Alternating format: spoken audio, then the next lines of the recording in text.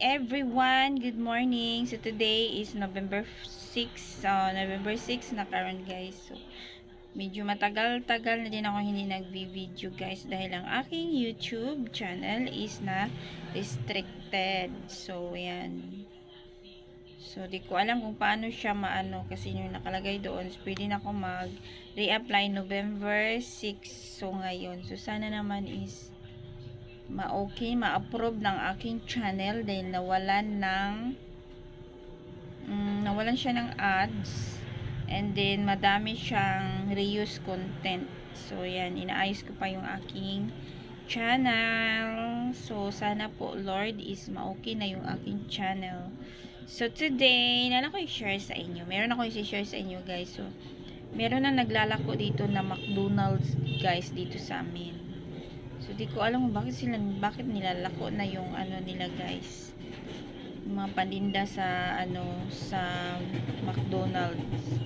So, from Hagna branch guys. So, dito kami sa Bohol. So, merong McDonald's branch dito sa amin. Doon pa sa Hagna. Malayo pa guys. So, mamasahe pa kami ng 45 pesos ang pamasahe.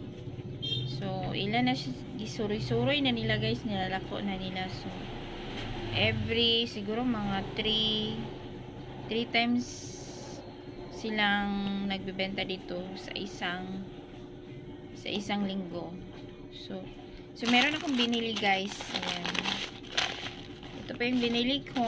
So, yung ano nila, medyo mahal na guys kaysa sa branch nila, sa store talaga nila mismo.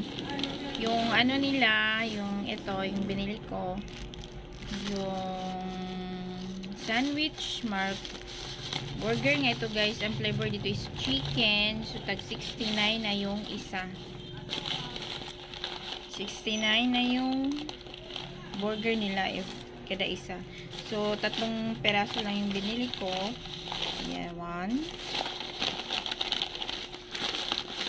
2.